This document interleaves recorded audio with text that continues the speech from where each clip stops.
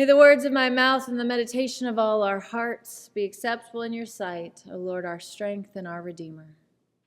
Amen. Please be seated.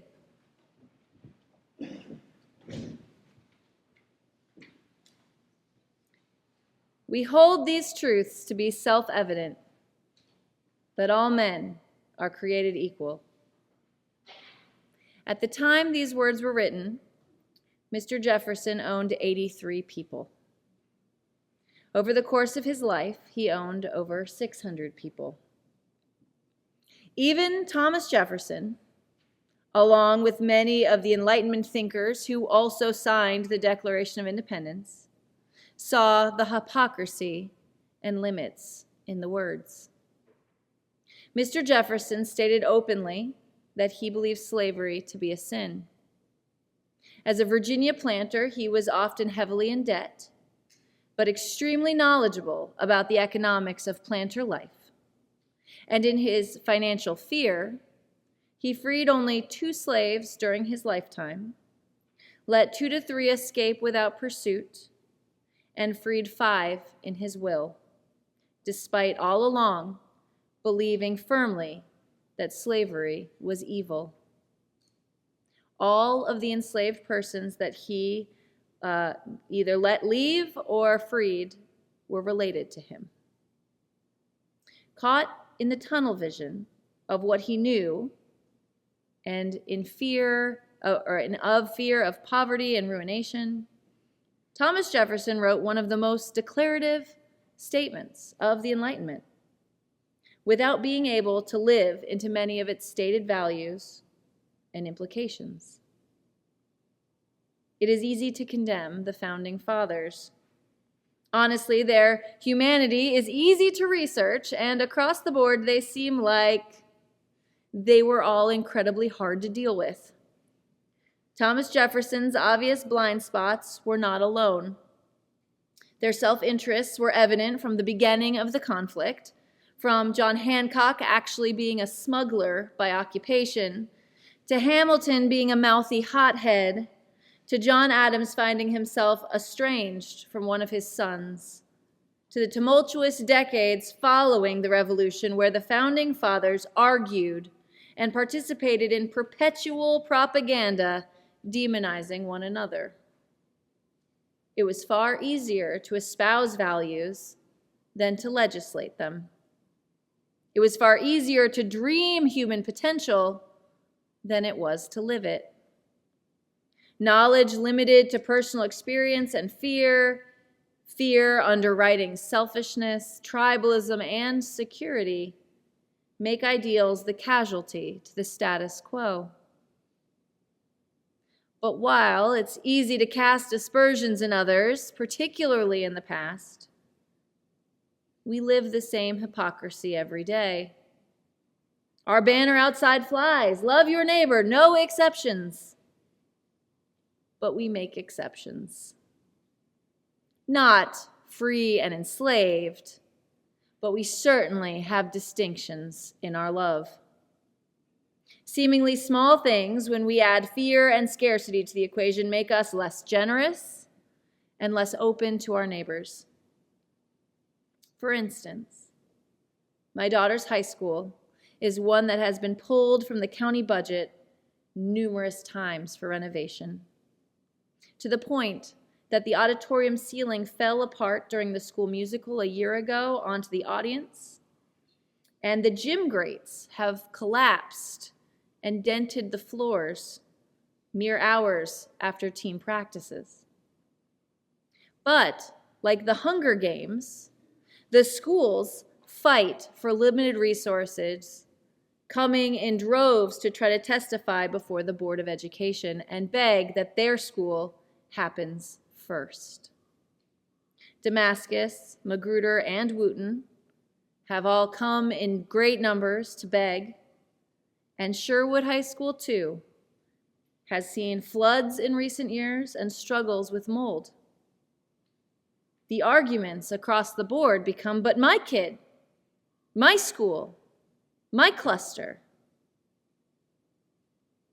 We too, like many a northern factory owner who didn't own slaves but benefited from our peculiar institution of chattel slavery are not innocent, especially when it comes to our clothing, our morning coffee, or our chocolate.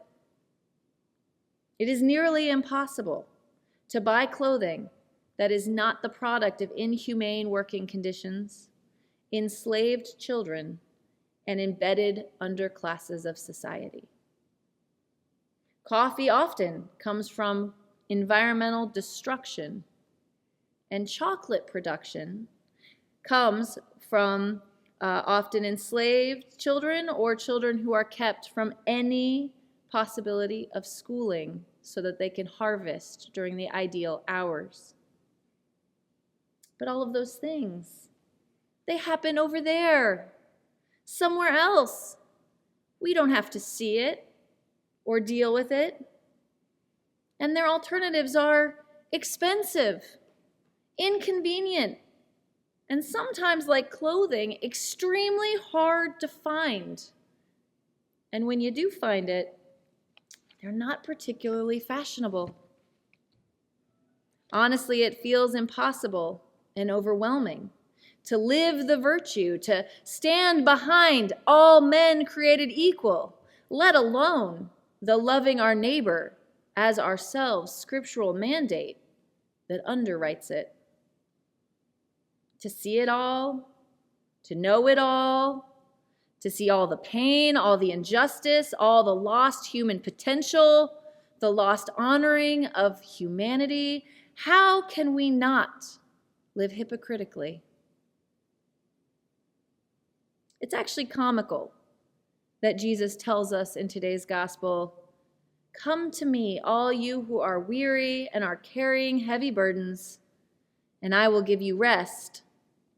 Take my yoke upon you and learn from me, for I am gentle and humble in heart, and you will find rest for your souls. For my yoke is easy, and my burden is light." I mean, God, who carries it all the fears, all the dangers, all the hurts, all the sins. Jesus, who is about to die for all of these things, utters the phrase unironically, "For my yoke is easy, and my burden light." If there was a person to carry the whole weight of the world, it would be Christ. And yet, he says, his load is easier. How can that be? The most contradictory reality of discipleship is that in seeing and feeling and caring for all of it, it releases us from the weight of our worry about ourselves. Fear holds us. Fear stops us. Fear makes scarcity overwhelming, and scarcity makes hope impossible. When hope is impossible, the world is heavy, and hypocrisy is a requirement. We find rest not in finding our own security or our pet projects and concerns. We find rest not in our comforting or limiting our scope to only ourselves or our own family's needs. We find rest not from questions like, well, what will I lose? What will this cost? And what about me, my family, or my neighborhood? Instead, those questions make ideals heavy and impossible. No, the antidote to our tunnel vision, our fear, our overwhelm, is seeing someone else. Sometimes it is in seeing their pain, their hardship, their burden, and finding new purpose in our support or care. Sometimes it's in seeing their joy and finding ways to get out of ourselves to celebrate alongside of them. Our bounty and our vulnerability are our greatest strengths in community. Often we keep these private. I have my set of people I text when a day of parenting is particularly painful, or when I'm especially proud or excited. But instead, imagine if that offering happened out loud. Imagine offering that comfort widely. That the things I know and the things I don't know, my pain and my success, freely open to community support or celebration.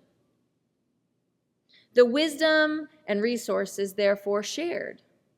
The empathy required of each of us and taught amongst us. The release of our fears and the freedom into possibilities are all unleashed and lead us to, yes, a much heavier load overall, but with so many more hands to carry it. You know, while MCPS struggles with over $3 billion in deferred maintenance costs, and that is an accurate number, $3 billion in deferred maintenance costs, with schools jockeying to be next in line and knock other schools out of the running so their kids can be helped first, Prince George's County used a private-public partnership and constructed 10 new schools for the county in less than 5 years. Instead of jockeying for position, they combined the need together. And they made a larger grant and ask possible. Meanwhile, the MCPS piecemeal My School, My Kid has delayed growth and rebuilding. Our movie inspiration from this morning's cinema theology, All Saints, tells a true story of a church focused on its own loss and finds instead hope in the struggles of the large local refugee community. But it wasn't just the needs of the closing church or the suffering of the local refugees. It was also the needs of the rector, the needs of his family, the needs of individual parishioners, the needs of even the bishop. It is the sharing the burden of it all, of everyone being in on all of it together, that saves the congregation, gives new hope for the refugees, and gives a new life to any number of individual struggles. The burden of the American Revolution didn't come from one colony, but when the 13 came together. The new nation didn't come from the loosely tied Confederation, but when they went all in as one nation with shared debts, yes, but also shared resources. The burden of the sin of slavery wasn't solved one state at a time, free state and slave state, but when the nation threw in together and made it everyone's problem. Racism didn't begin any journey of atonement until we were willing to navigate it, notice it, and recognize it nationally. It isn't seeing our needs alone, but in seeing the needs of each individual around us, in seeing their humanity, their pain, their joy, and making it our own, being willing to put a hand towards their burden. That is what gives us the lightest load. We come to Christ knowing that in the gift of us, yes, the problems and the stress, but also the wisdom and the solutions, that we find real community. And in real community, we find release of our fears. And when we find release from our fears, we even find rest. Amen.